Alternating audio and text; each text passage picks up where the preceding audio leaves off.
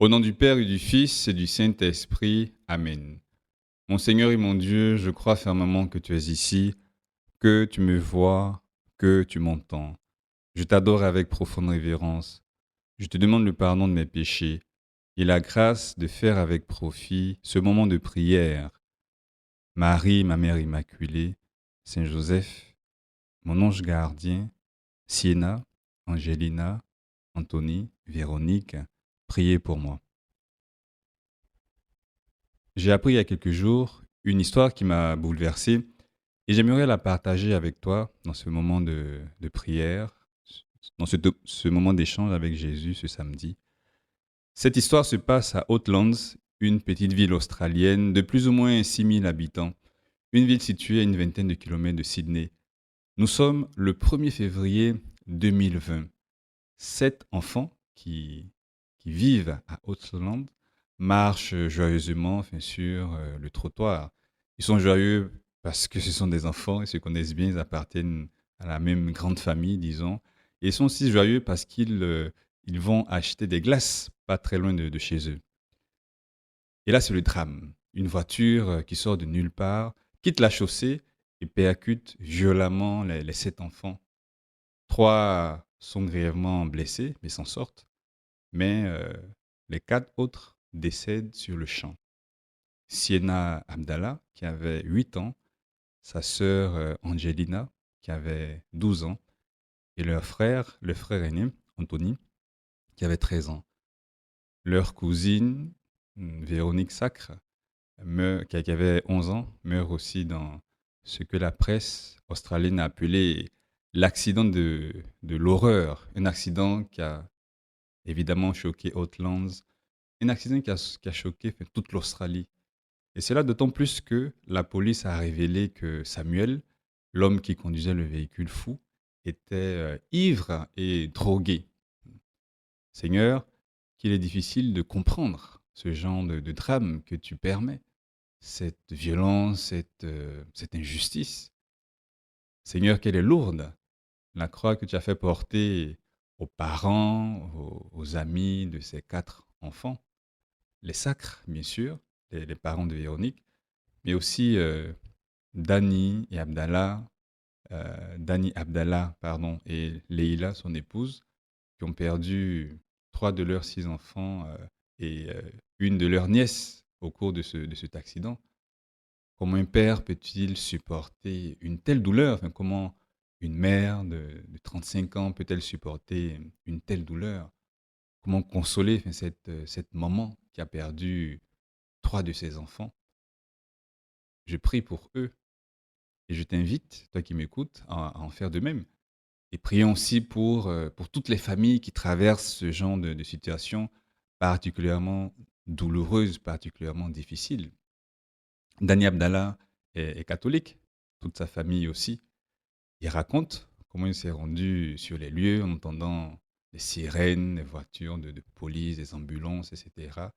Et comment il a vu un, un des pompiers recouvrir le corps enfin, d'une des victimes. Il a reconnu sa fille.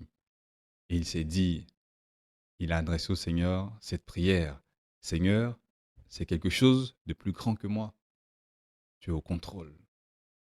Quelle force et quelle foi devant une situation où on pourrait voir l'abandon enfin, de Dieu et une bonne raison pour se détourner du Seigneur. Par contre, lui, il se dit, ça me dépasse, Seigneur, aide-moi. C'est vraiment quelque chose d'extraordinaire. Mais il y a plus. En décembre 2020, l'Australie a été choquée encore, et cette fois par le couple Abdallah, parce qu'ils ont annoncé, Dani et Leila ont annoncé qu'ils pardonnaient son acte au chauffeur enfin, qui avait tué enfin, leurs 3 enfants et leur nièce. Et Dani faisait ce commentaire enfin, plus tard. Je comprends maintenant pourquoi le Christ insistant sur le pardon. Et avec sa femme, ils ont écrit. Nous avons appris maintenant que le pardon est plus pour celui qui pardonne que pour celui qui est pardonné. Le pardon vous aide et vous libère.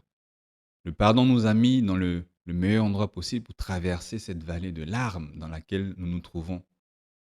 Je ne vais pas mentir, nous pleurons tous les jours, mais nous ne sommes pas en colère, amers ou voulons nous venger à cause de ce choix. Eh bien, quel beau témoignage. Je te laisse le lien de ce témoignage-là dans l'application des 10 minutes avec Jésus. Mais les Abdallah sont allés plus loin encore, parce que depuis 2021, ils ont transformé le 21 février, le jour où les 4 enfants sont décédés, et bien ils l'ont transformé en une journée nationale du pardon, le I Forgive Day.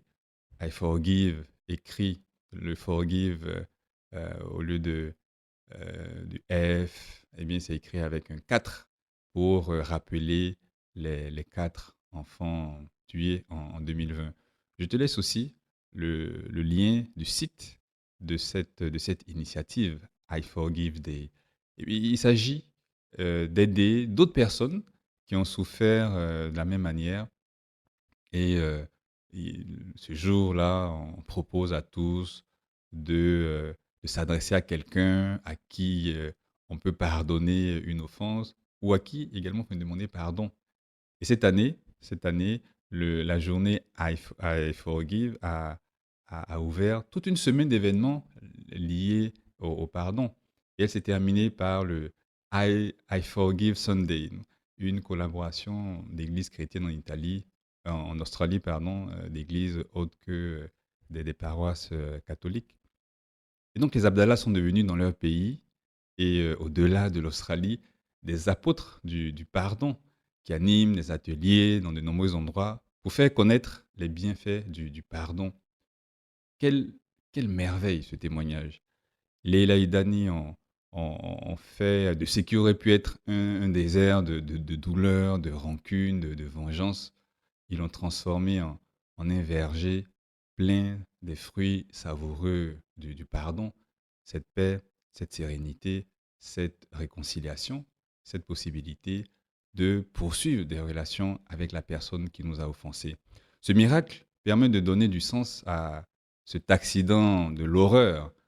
Merci Seigneur pour le témoignage de ses parents qui souffrent encore, bien sûr, qui n'ont pas oublié, qui n'oublieront jamais ce drame-là, mais qui nous rendent présent ton évangile du pardon. C'est pourquoi moi j'ai pris une résolution en apprenant cette histoire. Je me suis dit, si tu penses vivre quelque chose de trop difficile à vivre, pense aux Abdallah. Si tu as du mal à pardonner, si tu estimes que c'en est vraiment trop, si tu te dis que ce n'est pas possible, eh bien, pense aux Abdallah. Je te propose la même résolution. Pardonne, parce que, comme je l'ai lu récemment, et j'ai trouvé ça très beau, l'obscurité ne chasse pas l'obscurité. La lumière, par contre, oui. La haine ne chasse pas la haine. L'amour, si. Je reviens aux Abdallah, mon Seigneur, pour te rendre grâce. Hein, et qui disent, le pardon est le plus beau cadeau que vous puissiez vous offrir à vous-même et offrir aux autres. Plus vous le pratiquez, mieux vous vous sentez. Et cela vous permet de vivre en paix et de guérir. Voici le conseil donné par des personnes qui ont traversé cette dure épreuve. On n'oublie pas, mais c'est possible de pardonner. Et le pape le pape François, dans cette lettre extraordinaire, Fratelli Tutti, tous frères, il, euh, il écrit, lorsqu'il y a quelque chose qui ne peut en aucune manière être nié, relativisé ou dissimulé, il est cependant possible de pardonner. Quand il y a quelque chose que pour aucune raison nous ne pouvons nous permettre d'oublier, nous pouvons cependant pardonner. Le pardon libre et sincère est une grandeur qui reflète l'immensité du pardon divin. Et celui qui pardonne, euh, le pape le dit aussi, celui qui pardonne brise le cercle vicieux.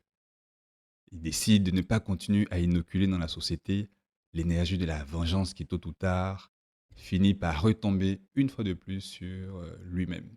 Eh bien, euh, voici autant de raisons pour pardonner en pensant à des personnes bien concrètes, en pensant à des situations bien concrètes que j'ai vécues.